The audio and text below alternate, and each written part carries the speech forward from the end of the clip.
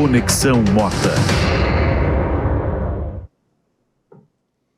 Vivemos em um mundo complexo e em constante mudança. No Conexão Mota, eu recebo convidados especiais para falar de temas que afetam sua vida e seu futuro, sempre em linguagem clara e buscando a verdade. Essa semana, nosso assunto é o papel das ideias na política. A política toca todos os aspectos das nossas vidas, mas muitas vezes desconhecemos as ideias que movem a política. Por exemplo, o que significa realmente hoje ser de esquerda ou ser de direita? Quais são as ideias que levam ao progresso e as ideias que levam ao atraso e à pobreza? É isso que vamos descobrir no programa de hoje. Por essa razão, eu recebo Ângela Gandra, jurista e advogada, Pedro Almeida, editor de livros, e Alex Catarino, historiador. Sejam todos muito bem-vindos ao Conexão Mota. O que motivou o programa de hoje foi o sentimento de que a gente precisa sair das redes, sair do WhatsApp e mergulhar na vida real. Falar para as pessoas sobre as ideias que estão por trás dessa realidade que a gente vê, né? Muita gente acha que o mundo começou ontem e que tudo foi inventado na semana passada, mas, na verdade, o mundo é movido a ideias que a maior parte de nós ainda não entende muito bem. Então, eu vou colocar aqui a bola em jogo perguntando. Muita gente diz, eu sou de esquerda ou eu sou de direita, sem saber exatamente o que isso significa. Então, a primeira pergunta que eu coloco aqui é, para vocês, o que significa ser de esquerda e de direita no mundo de hoje? Ângela. Em primeiro lugar, muito obrigada, Roberto, pelo convite. Boa noite a todos. E queria dizer, em primeiro lugar, né, que eu não entendo o ser humano como de direita e esquerda. Filosoficamente, e essa semana eu lia isso, no sentido da gente voltar a Aristóteles e pensar que Aristóteles falava, né, que a vida do ser humano, a virtude é um meio termo, né, e que nós teríamos que ter moderação para nos posicionarmos e, ao mesmo tempo, se abrir dentro do pluralismo e da liberdade das pessoas, né, para ver exatamente por que elas pensam de uma forma e se posicionando com liberdade e responsabilidade também da nossa maneira, né? Hoje, infelizmente, nós radicalizamos, né, de certa forma, a política, e essa radicalização muitas vezes impede de que nós conversemos e possamos construir a polis aristotélica até, no sentido de pensar na comunidade e ver o que nós desejamos para o bem comum. Infelizmente, nós chegamos nesse ponto. Eu diria até com Hannah Arendt, né? Hannah Arendt fala, eu não sou conservadora ou progressista, eu sou simplesmente humana. Eu acho que hoje falta essa visão humana, né, para a gente entender por que nós chegamos aos extremos, né, e compor esses extremos buscando o que nos une, porque a esquerda hoje, ela realmente se favoreceu nas ideias marxistas, comunistas e de um coletivismo, né, e a direita, infelizmente, que poderia lutar por uma liberdade real, ela passou ao individualismo, muitas vezes, a um liberalismo sufocante, no sentido de se garantir mais do que pensar na comunidade. Então, é preciso uma reconstrução, eu entendo, para que nós possamos se entender melhor e trabalhar com liberdade dentro de um pluralismo de ideias e de uma verdadeira democracia.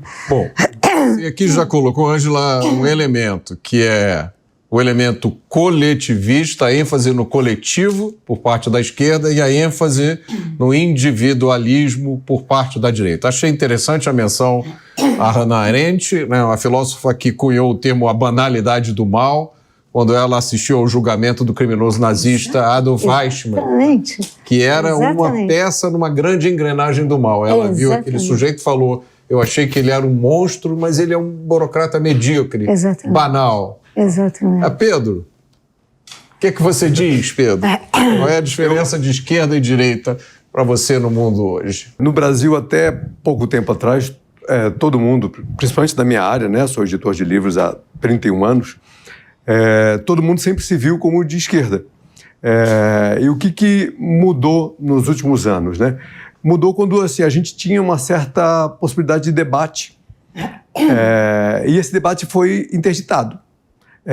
No momento que esse debate foi interditado e assim, eu comecei a questionar demais, as pessoas me colocaram num lado de extrema direita. Achei muito interessante porque assim, é aquela coisa que você descobre o que você pelo que as pessoas estão dizendo, né? E simplesmente porque você chegou a contestar. Nesse momento eu comecei a descobrir, até como editor, quais eram os autores. Acho que o primeiro autor que eu conheci foi Bastiat, né? Um livro escrito há 170 anos atrás, que parece que foi escrito ontem, né? A Lei, né? A gente publica, chamado como Por que a Esquerda Não Funciona, é o subtítulo dele, e fez um sucesso gigantesco, esse livro. E aí eu comecei a entender, eu não, vamos dizer assim, publico muitos autores, né? Muitos autores liberais e conservadores, e aí alguns dizem para mim assim, não, a gente já entendeu que você não é puro sangue. Porque o que eu estou tentando encontrar é a verdade. Eu estou tentando encontrar a verdade e eu não me sinto... eu gosto de ter a liberdade de olhar. E hoje, nesse momento, é uma coisa tão interessante porque décadas atrás, todos os valores de liberdade estavam associados ao que a gente chama de esquerda. E hoje é o contrário, né? Hoje quem está pedindo mais censura, mais controle de Estado, mais controle do judiciário é a esquerda no Brasil. Então é muito... E é uma mudança que aconteceu sem que eles tivessem reconhecido que mudaram. Do mesmo jeito que eles diziam censura nunca mais, eles passaram a dizer precisa censurar discurso de ódio. E a expressão facial ficou a mesma. Anistia ampla, geral e restrita, agora é anistia. Sem anistia. Tem uma frase que eu recolhi ontem do George Orwell, né, muito interessante, que ele diz assim, que a inteligência acadêmica, isso tem a ver um pouco com esse debate, né? A inteligência acadêmica está plenamente confortável com o autoritarismo, isso na época dele. Desde que suas ideias sejam colocadas em primeiro plano. Exato. Então, assim, essa ideia autoritária, né, ela sempre existiu, né? Só que ela não era predominante. Então, quando nós vivemos hoje no Brasil com essa predominância desses vários sistemas, né, porque não é só a política, né, mas somos sistemas de sociedade, de controle da sociedade, estamos falando de legislativo, judiciário, que estão aí o tempo todo. A gente acorda todos os dias pensando assim, o que vão fazer com a gente? Né? O que vão fazer com nossas liberdades? O que vão fazer com o nosso ganha-pão, com nossos impostos? E a tal da livre iniciativa, que às vezes a esquerda demoniza. Né? Então, eu percebo assim, nesse momento, eu percebo que a esquerda está criando, né, uma situação de afastamento das pessoas. E aí é muito surpreendente quando se faz as pesquisas e o brasileiro nunca entendeu muito bem essa coisa assim, se você é de direita ou de esquerda. Essas perguntas estão sendo feitas agora, objetivamente, e as pessoas estão começando a dizer, não, sou de direita, porque entendeu que se você se disser de esquerda, está apoiando toda essa censura, toda essa onda de censura, e o brasileiro não quer saber disso. Alex, como é que você vê essa questão da direita, esquerda, da cestinha ideológica? Eu queria ouvir a sua opinião, por favor. Em primeiro lugar, eu queria agradecer a você, meu querido amigo Roberto Mota, pelo convite, e em especial de poder estar nessa mesa aqui com outros dois amigos queridos, a Ângela e o Pedro. E queria agradecer a toda a audiência que está nos acompanhando em casa, uma boa noite a todos. Na condição de um historiador, eu tento olhar o desenvolvimento ao longo dos tempos. E eu percebo que, desde a Revolução Francesa até os nossos dias, a luta entre os humanos e os esquerdistas tem ficado cada vez mais difícil. Eu falo isso em tom de brincadeira, mas há uma certa verdade por trás disso. Porque eu contraponho humanos e esquerdistas. O ideólogo como falou a doutora Ângela, ele quer desumanizar o ser humano. Você vai abandonar a sua dignidade, os seus princípios em nome de uma bandeira, de uma causa. Você mata pelo partido, você censura pelo partido. Então isso é um problema sério que vimos na Revolução Francesa, os jacobinos, vimos ao longo de todo o século XIX em várias revoluções, vimos com o nazismo, com o fascismo, com o comunismo bolchevique. Então é a desumanização. O risco é que as pessoas que se dizem de direita, e a direita no Brasil é muito mais uma reação à esquerda do que uma pauta ideológica de fato, então ainda há necessidade de um amadurecimento intelectual das pessoas que se dizem de direita, e mais do que intelectual, moral também, nós temos que dar testemunho daquilo que defendemos, é de nós tentando contrapor um adversário, nos tornarmos iguais a eles. É o que dizia Nietzsche. Se olharmos muito para o abismo olha de volta. Então, em nossa luta contra esses desumanizadores, não podemos perder a nossa humanidade. Essa sua colocação é muito boa, porque me lembrou uma coisa que eu queria conversar com vocês. Eu tenho 62 anos e desde a minha infância, o senso comum no Brasil corresponde ao que a gente chama de ideias de direita, né? Ou seja, eu tenho direito a defender a minha casa, o criminoso tem que ser punido, tá? A liberdade de expressão, né? Todo mundo tem direito de dizer o que quer, isso está no senso comum, todo mundo defende isso. Essas são hoje consideradas ideias de direita. Agora, tudo que a gente aprende na cultura popular, né? Na cultura popular oficial, na música, no teatro, no romance, na maioria da mídia, no sistema de ensino, é um extrato das ideias de esquerda. Eu aprendi desde pequeno. E só quando eu fiquei adulto que eu fui descobrir que não era verdade, mas eu aprendi sempre que o criminoso é um pobre coitado que não sabe o que faz. Eu aprendi na escola que você ser rico é um pecado, que a propriedade é uma coisa ruim, que você está... Quem é rico, se você é rico, é porque alguém é pobre, né? A riqueza, capitalismo, significa opressão. As crianças hoje aprendem isso na escola. Eu sou testemunha disso. Então, a minha pergunta é, se o sentimento da maioria das pessoas, da sociedade, desde que eu nasci, corresponde aos valores de direita, por que as ideias de esquerda se tornaram dominantes?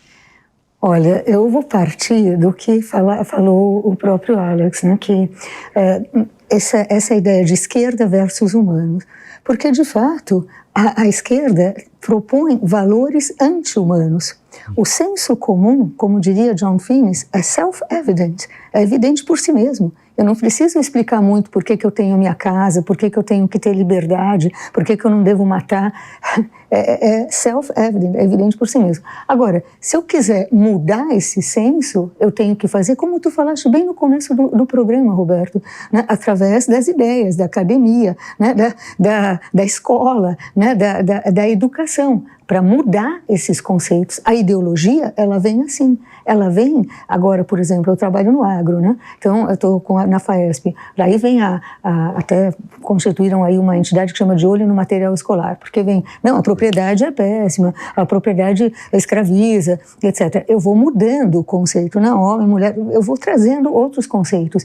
E é interessante também, porque a ideologia, ela não é profunda, ela faz a partir de slogans, não te faz pensar muito, eu sou aquilo, eu sou isso. Tu falaste, tu sabe tudo que uma pessoa pensa, né, a partir de uma coisa que ela fala. Por quê? Porque ela tem o slogan, ela tem a caixinha ideológica, que é, eu sou, o wokeismo, né, que a gente chama hoje, sou isso, isso, aquilo.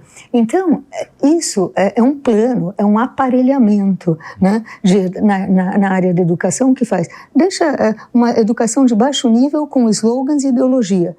Hipersexualiza junto, porque tu vai ter um animalzinho do lado, né? E daí eu manipulo essa pessoa politicamente, porque de fato essa pessoa é irracional, né? Então eu penso que a ideologia, ela vem assim e vai arrastando a gente para não ser humano de certa forma, né?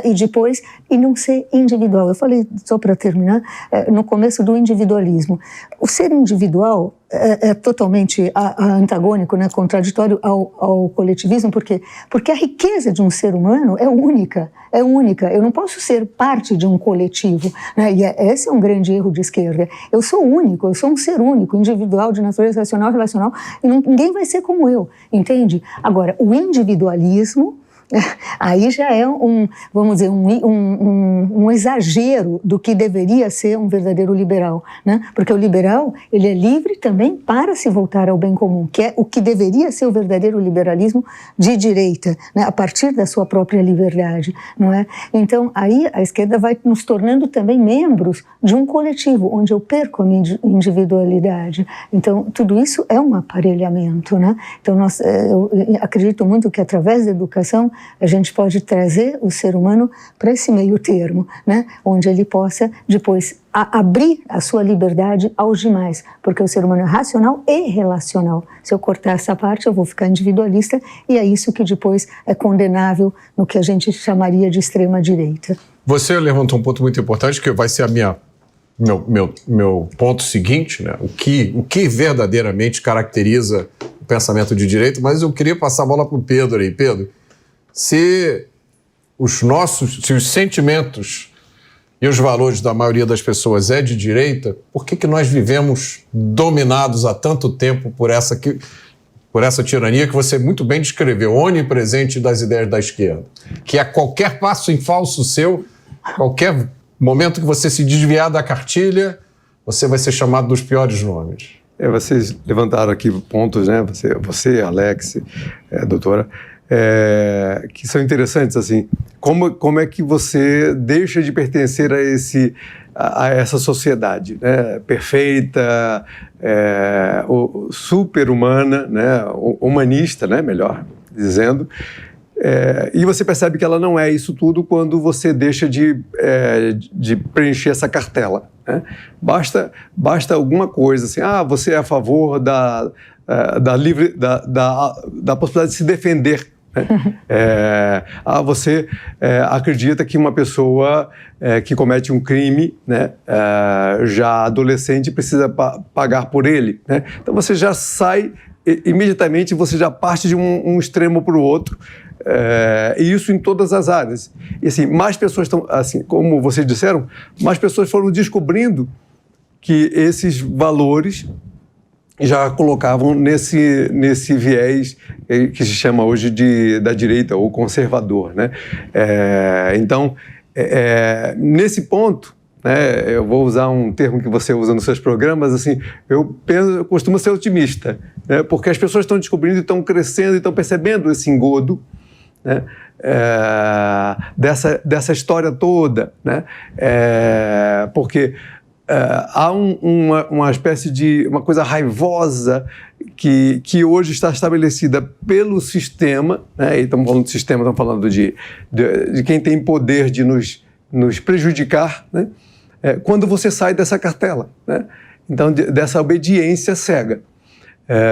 Então, vejo que é um momento bastante positivo, né, que acontece com a nossa sociedade de amadurecimento, né, entendendo esses conceitos, como eles são frágeis e como eles só servem para poucas pessoas. Mas nesse momento agora que nós estamos falando de políticos, né, de campanha, quando ela bate no peito para se vender de um jeito, quer dizer, se ela, todo mundo que se valoriza demais a partir de um aspecto externo não verificável, eu sou de direita, eu sou de esquerda, pode crer que isso aí, a possibilidade de ser um grande aproveitador é enorme. Quantas pessoas passam no teste, não sei, na sua experiência, que se dizem uma coisa ou outra e você conversa e... Eu diria que zero, nenhuma passa no teste. Porque se ela bate no peito para isso, é isso que o Alex falou.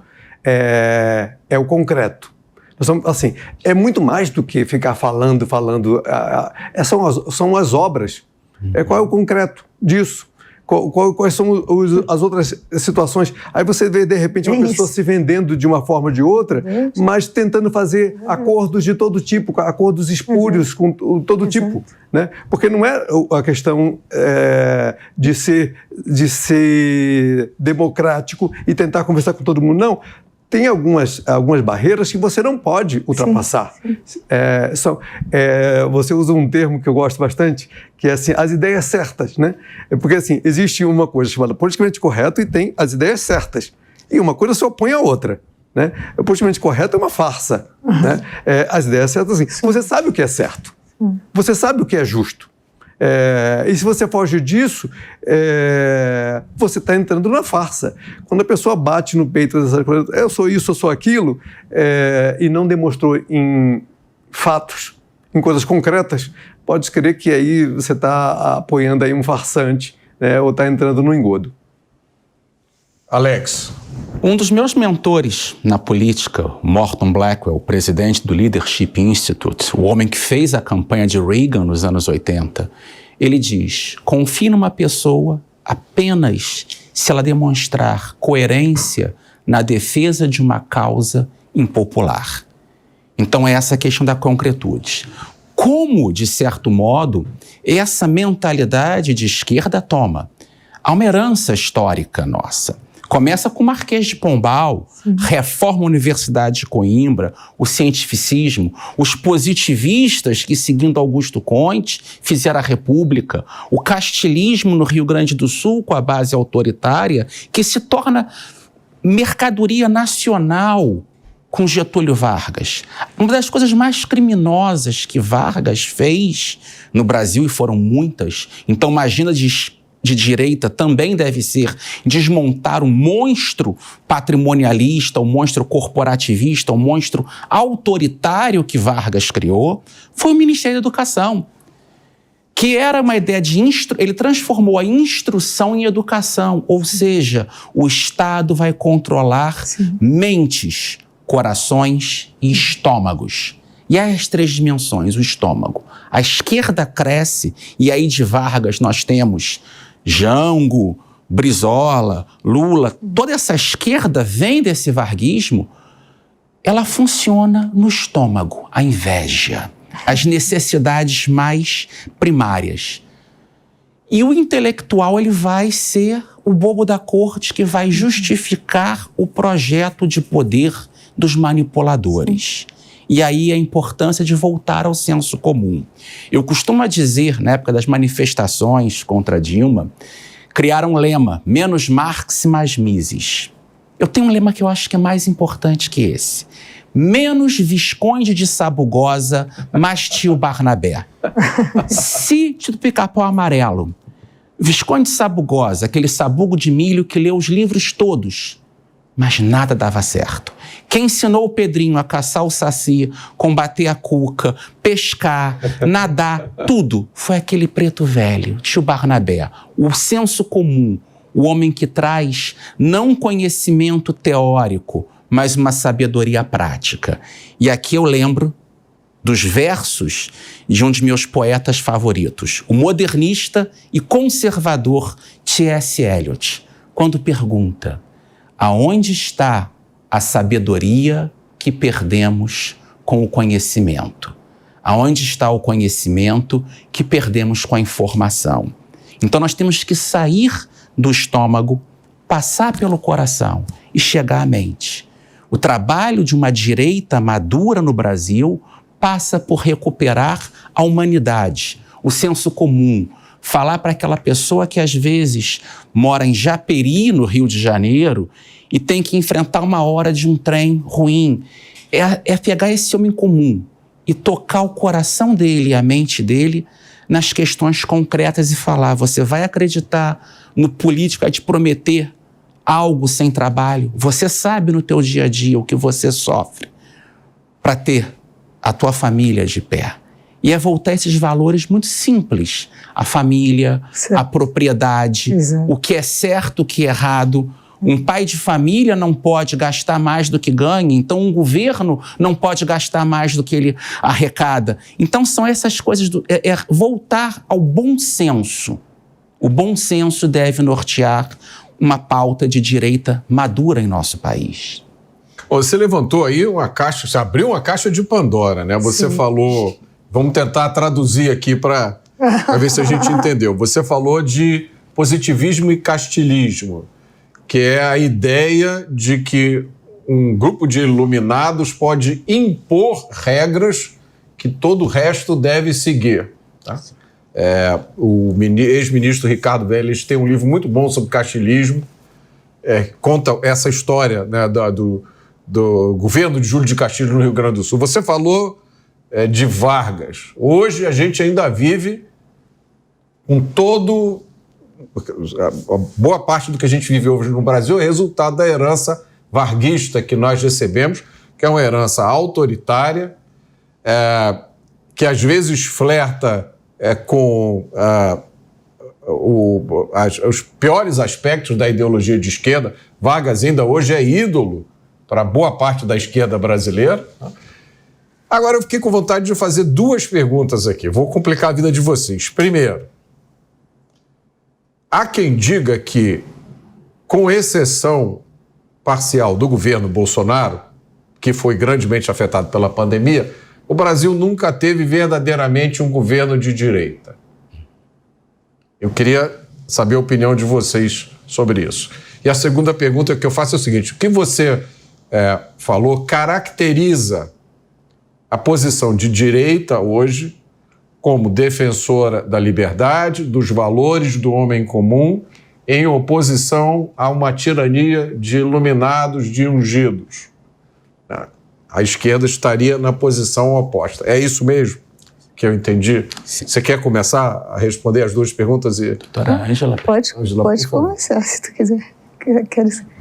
Olha, bom, eu pertenci ao governo Bolsonaro, na verdade, né? Então, e eu justamente fui para ele por causa dos valores humanos.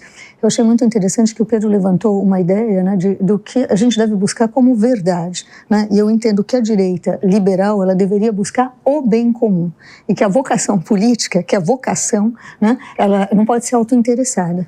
Então, uma das coisas que eu vi nesse governo é que ele resgatou valores humanos. Ele montou um Ministério da Família. Ele montou um Ministério da Mulher, mas não a mulher como a proteção eleitoreira da mulher, mas a projeção até mesmo da maternidade, né, feminina. Depois, ele quis investir na educação, foi muito difícil, foi um dos ministérios mais difíceis que nós tivemos, né, até por ser esquizofrênico, porque havia muitos servidores que tinham ideias de esquerda, então não se, porque através, evidentemente, da educação que nós manipulamos... Toda a máquina do Estado é permanente e ela já está montada, né? E é onde tu vai atingir o ser humano desde pequeno, ou seja, é aí que eu vou construir a minha nação de esquerda, não é?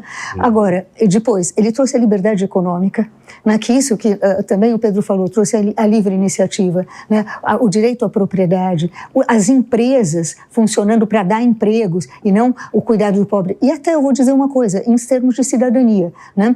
Havia o Bolsa Família, que para mim o trabalho é uma das maiores riquezas que a gente pode oferecer para o ser humano. A Bolsa Família o trabalho é um valor. O trabalho em família, eu até falei para o Bolsonaro antes da gente, a gente ainda não tinha perdido, em setembro, naquela manifestação, no dia 7 de setembro eu falei, presidente, se nós ganharmos, eu acharia muito importante ter um Ministério da Família e do Trabalho, que são juntos, porque é a maior riqueza que nós podemos oferecer para o ser humano. Nós tínhamos um programa que chamava Auxílio Brasil, que dava ajuda, mas tinha uma trilha profissional, tinha um programa de fortalecimento de vínculos familiares, tinha que colocar o filho na escola para poder progredir recebendo a ajuda do Estado. Acabou isso. Então, o que eu vejo? Né? O governo Bolsonaro, ele trouxe os valores humanos, né, como valores do Estado Democrático de Direito, e deixou muita liberdade.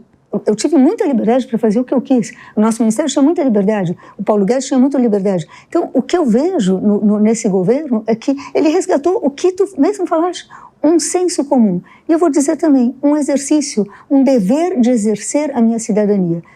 Se perdeu a eleição, mas eu tenho ido pelo Brasil inteiro, continuo dando muitas palestras, famílias pedem, educadores pedem, né? A defesa da vida pede para ir também ajudar. Né? Por quê? Porque ele resgatou, de certa forma, um desejo de que a comunidade é minha, e isso é direita.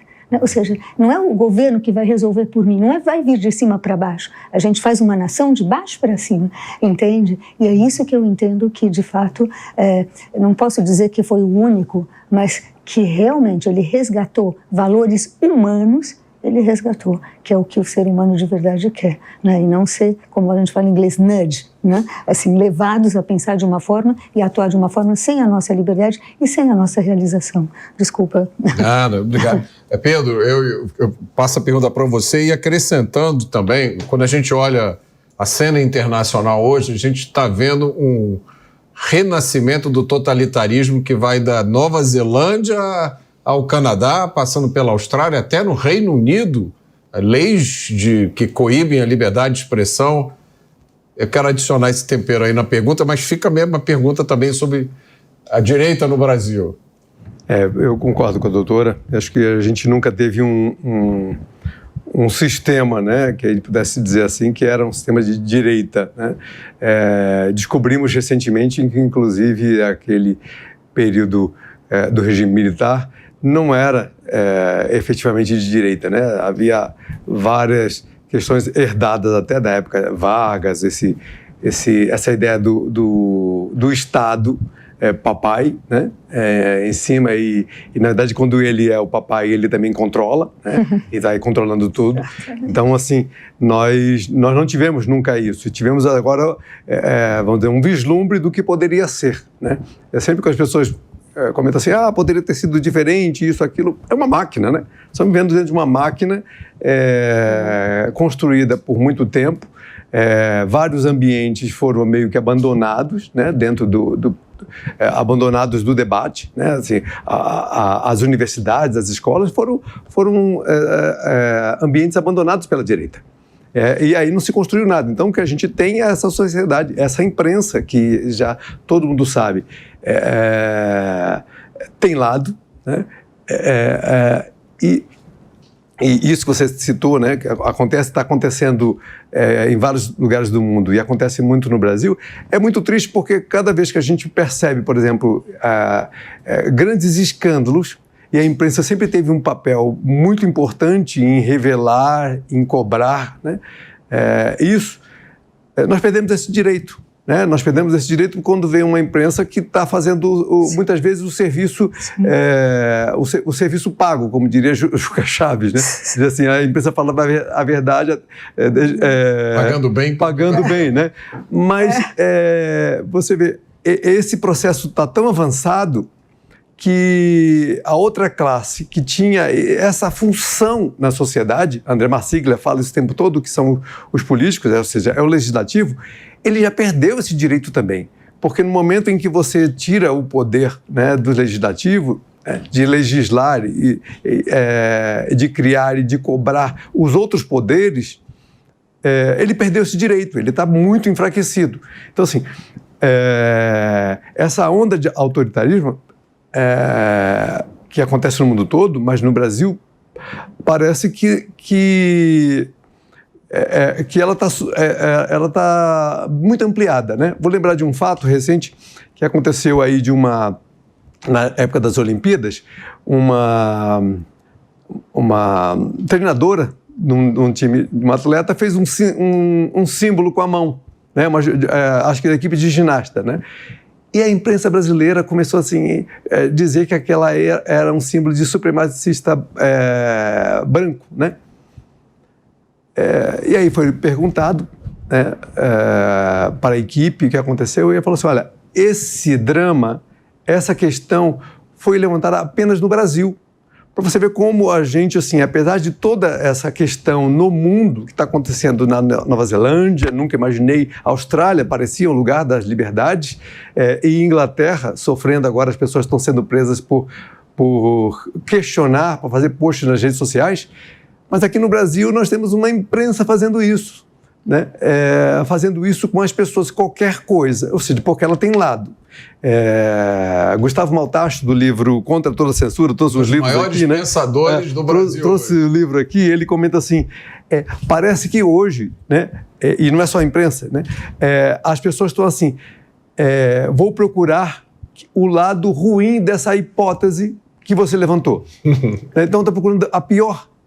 Mas será que ele falou aquilo pensando algo bom? Ou será que tem alguma possibilidade de ter algum critério bom em cima disso? Não, vou pegar a pior hipótese. Então nós estamos vivendo isso. Nesse momento, então nós temos assim, judiciário, legislativo calado e a imprensa fazendo os serviços dos senhores do poder. Parece muito triste, né? O que vai acontecer com isso? Acredito que assim, sempre tem... chega um momento que fica insuportável. O Vitor Hugo falava assim, não existe uma ideia, né? Não há força mais poderosa do que uma ideia quando o tempo tenha chegado, né? E às vezes esse tempo chegado é o momento em que todo mundo percebe que o rei está nu e que essas mentiras não colam mais. Deus queira que chegue. Alex. Bem, eu vou citar aqui uma fonte que o irmão da Ângela gosta muito, até escreveu um livro sobre, que é Tolkien, Senhor dos Anéis. Eucatástrofe, ou seja, muitas vezes naquele momento em que estamos mergulhados nas trevas, que parece pior, como que um milagre, a luz se faz e a coisa vira. Eu acredito que essa esquerda identitária, esses censores no judiciário, essa quadrilha do Executivo Federal, e esses lacaios que ocupam postos na imprensa, eles são como aquela mosca que você já colocou inseticida em cima. Ela faz mais barulho antes de morrer. Eu tenho esperança. Eu estou nessa luta desde 91. Eu sou da época que eu tinha um deputado que eu conseguia falar. Meu finado amigo Roberto Campos. Nossa. Hoje tem dezenas. O governo Bolsonaro teve problemas? Claro, todo governo tem. Sim, porque ele foi o motorista de um carro com motor ruim, pneu careca. Essa máquina que Vargas construiu e antes de Vargas comece a construir na República. Sim. O Brasil teve uma grande experiência de governos conservadores, liberais, durante o Império, mas poucas pessoas lembram disso. Nós tivemos, no começo da República, um bom presidente, um conservador, que foi o Rodrigues Alves, aqui de São Paulo, que melhorou a economia, pacificou o país, reformou a capital, Rio de Janeiro, colocou o Barão do Rio Branco na diplomacia e pacificou todos os conflitos internos no país. Foi uma época de paz. Só que logo depois vêm as confusões, anos 20, Vargas. Nós tivemos, quando o ditador se suicida covardemente, era um covarde, Vargas era um covarde,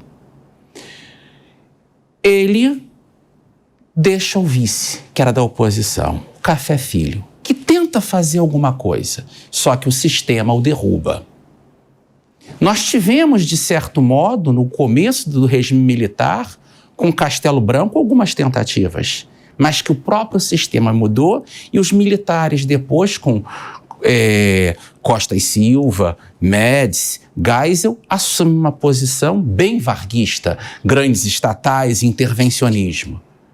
Figueiredo tentou algumas coisas, mas tinha a máquina. Ele tinha, por um lado, um ministro Hélio Beltrão querendo desburocratizar e, por outro lado, o recém-falecida Delfim Neto querendo inflacionar. Então, os conflitos. E a Nova República, o revanchismo contra os militares. O governo Collor, com todos os erros, o trabalho que o ministro Antônio Cabreira fez na agricultura foi muito importante para o que nós temos hoje.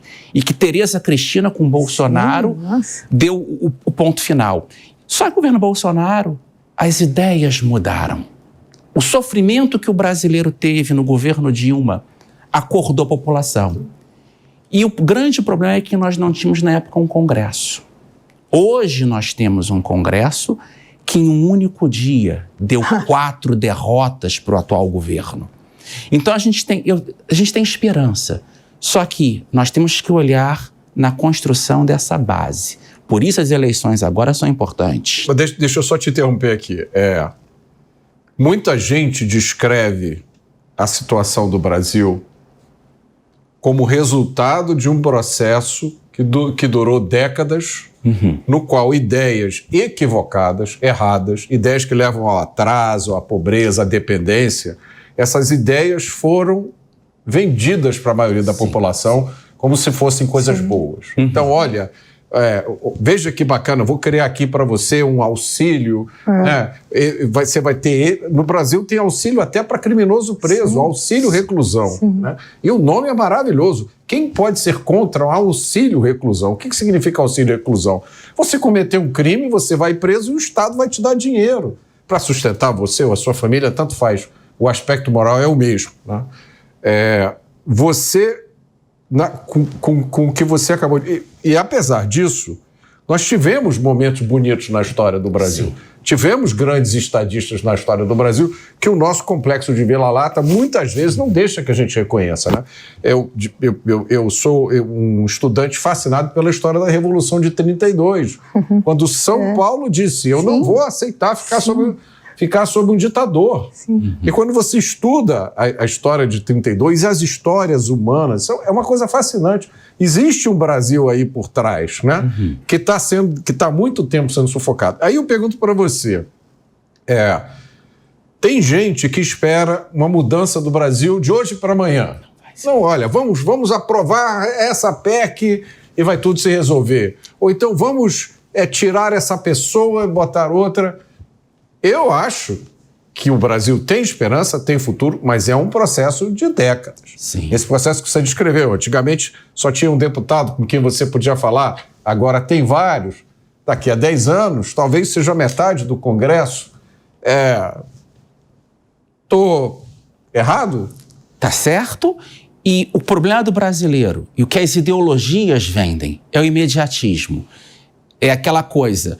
Trago seu amor em 3 dias. Você fica milionário com uma semana.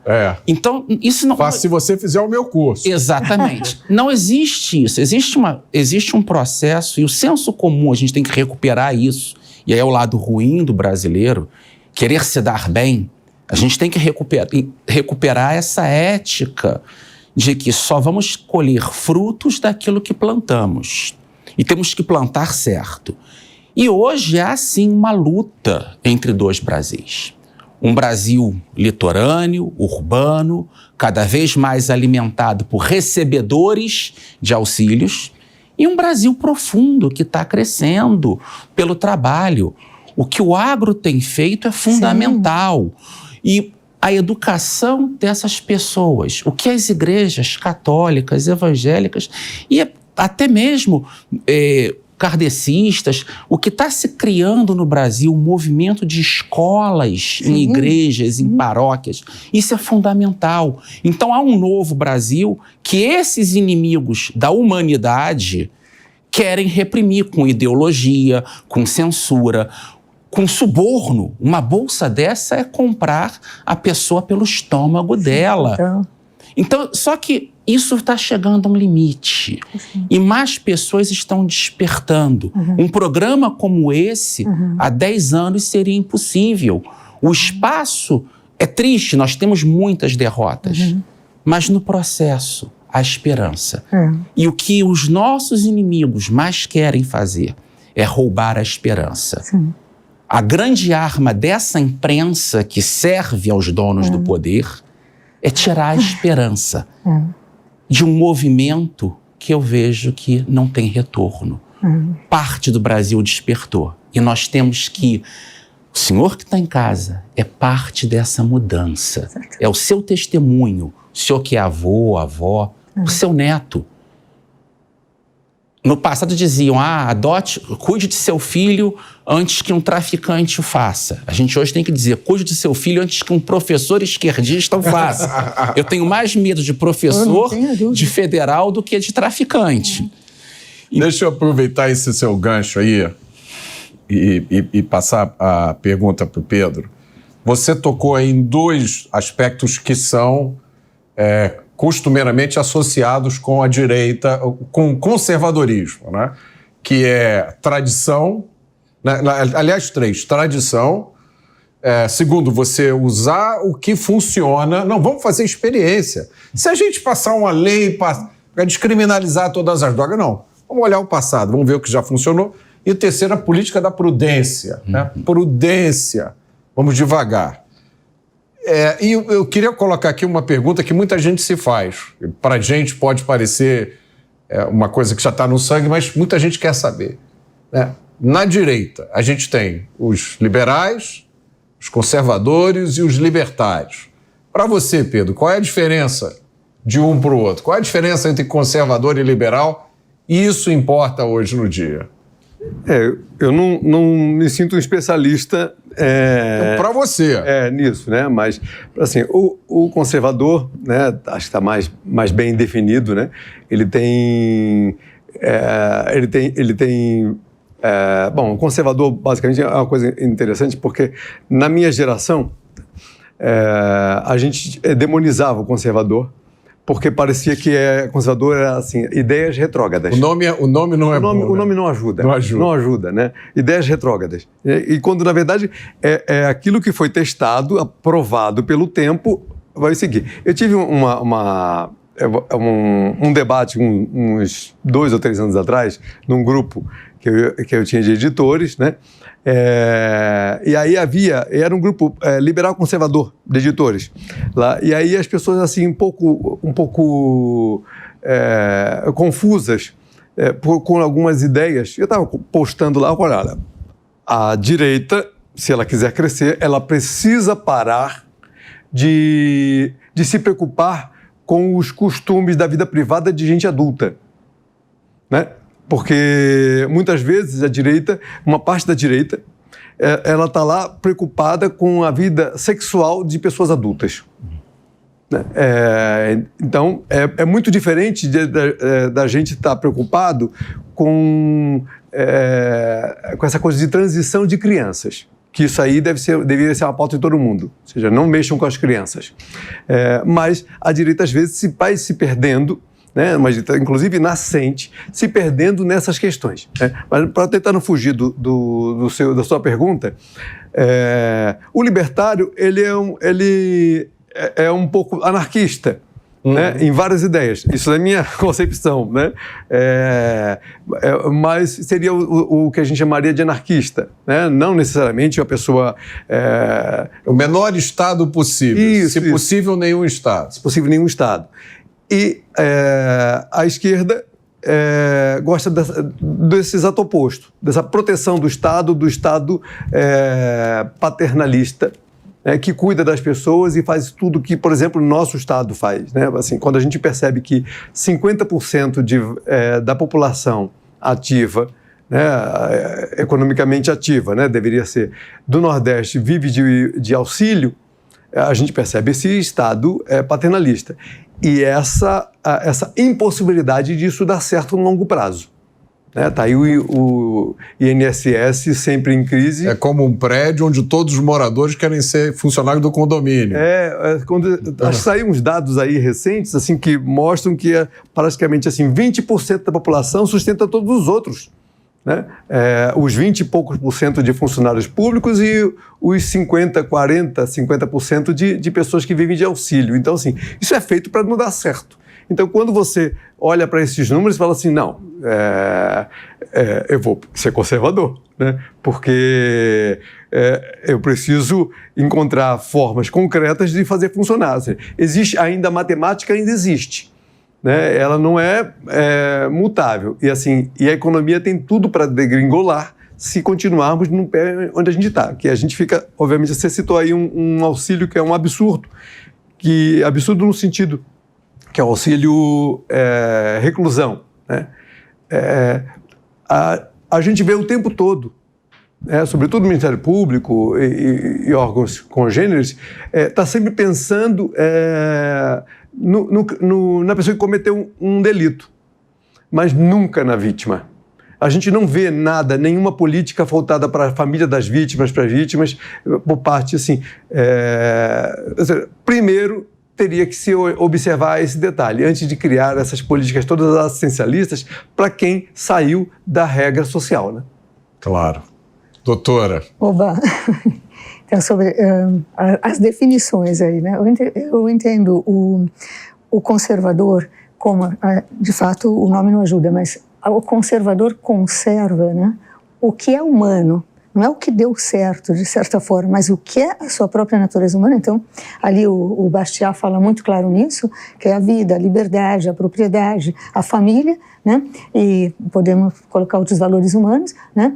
Para realizar a mudança. Uma vez que eu reconheço isso, e nisso eu não toco, isso eu respeito, eu posso fazer todas as mudanças democráticas que eu queira. E sempre projetando para uma boa mudança social, né? Um verdadeiro conservador, né? O coletivista, ele vende a sua liberdade, né, em troca do estômago, em troca de alguma coisa material que eu receba de volta, não é? E nesse caso, hoje, tu falaste até do Brasil, por que nós chegamos nisso? Corrupção institucional, né? Porque tu citaste George Orwell, né? Uns são mais iguais que os outros. E a hora que a gente entra na brincadeira, já que eu já não tenho verdade, já que eu vivo numa mentira existencial, negando os meus próprios valores, eu aceito qualquer coisa em troca. Aí vem o comunista de caviar, que a gente vive vendo e que nos constrange tanto, uma reforma tributária no nível que a gente está fazendo, assim por diante. Eu vendo a minha liberdade, eu deixo de ser de verdade humano, como tu falaste.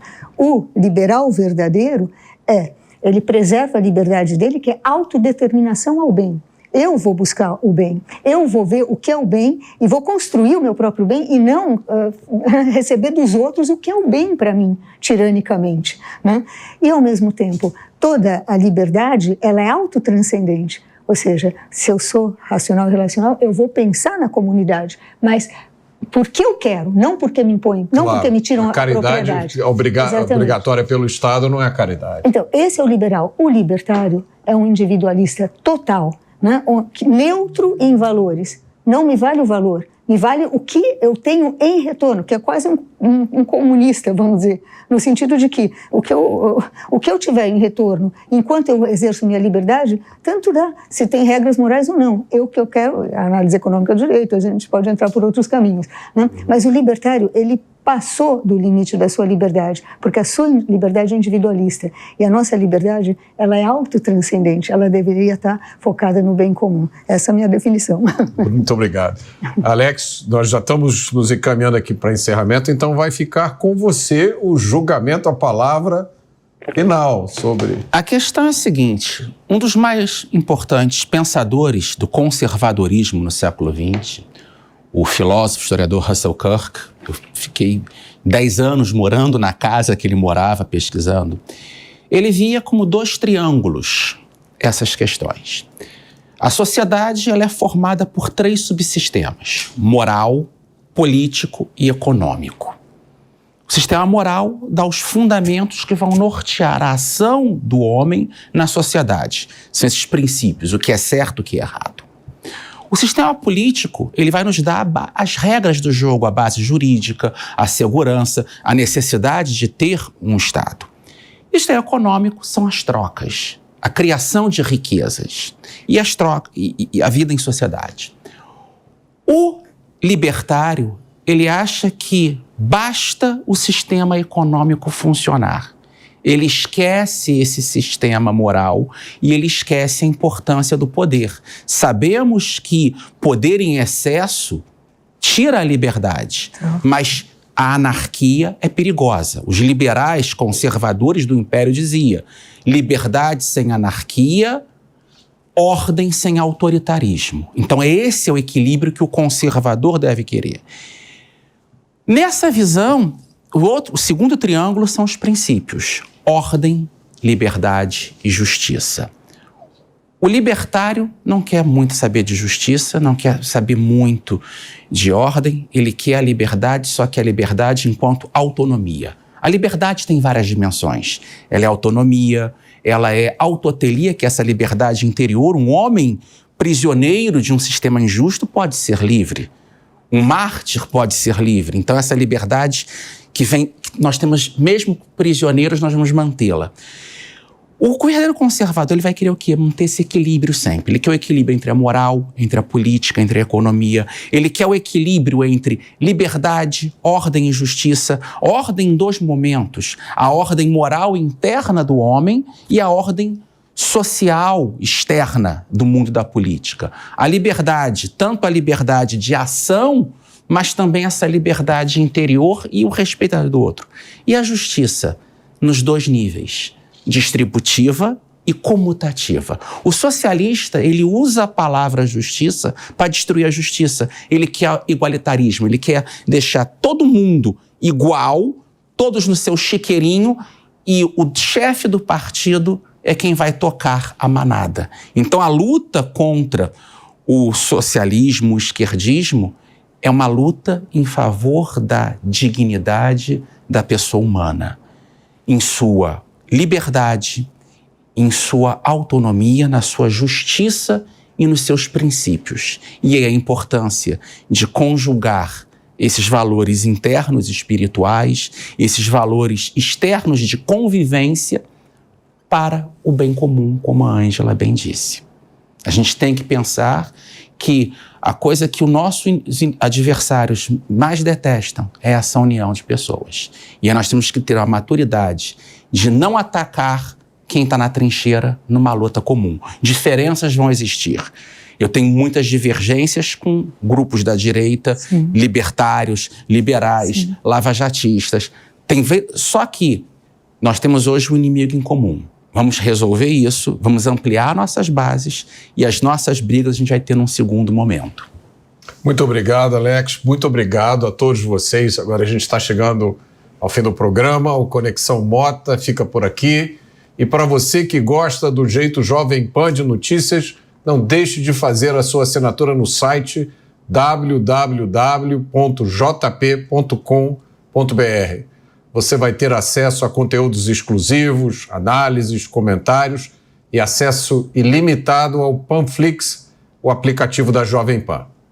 Obrigado pela sua companhia e até a próxima semana.